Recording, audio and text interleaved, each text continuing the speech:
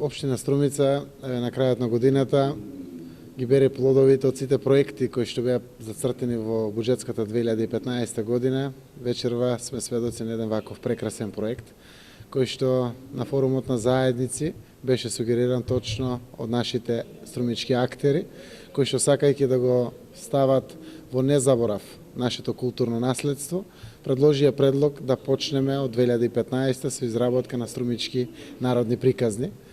Вечерва сме сведоци на реализацијата на првите 3 струмички народни приказни, кои што навистина представуваат едно трајно богатство, кој што ќе остане за генерации, вака меморирано на плоча, снимено од нашите струмички уметници, кое што секако ќе остане на генерации кои што доаѓаат после нас.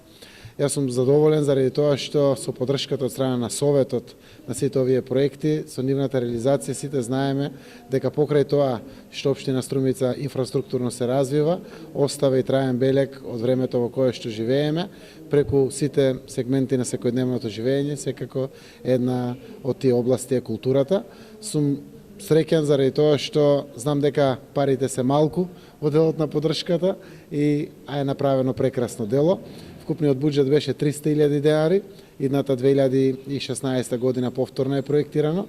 Од страна на буџетот за 2016 година има проектирано нови средства. Се надевам дека Советот ќе ги поддржи ваквите проекти, заради тоа што гледаме какви дела се создаваат со креациите кои што нашите уметници од областа на културата знаат тоа да го направат. Јас сум благодарен и од моје име и од името на Советот, на актерите кои што учествуваат во вкупната реализација на целата оваа представа, а секако знам дека придонес има и Националната установа Дом за култура Антон Панов со реквизитите кои што партиципираа во создавањето на едно трајно обележје.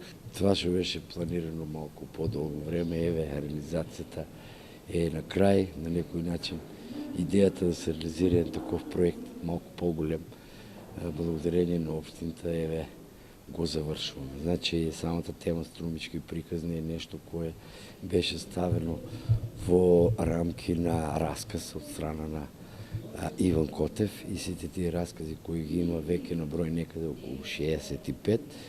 Ние плански за 2015 и 2016, значи се некаде за реализиране околу 15. Значи, трите се готови и се надевам дека понеделник, односно на 1, 2 и 3 ќе го видат белото видео што се вика во етер. Промоцијата на некој начин уште и тече. Ми чини дека постигнавме голем резултат, заради това што културното наследство не треба да стои во фиоки, туку младите генерации кои се и такако веќе врзани за телевизијата ќе имат можност да ги видат. Мене тоа.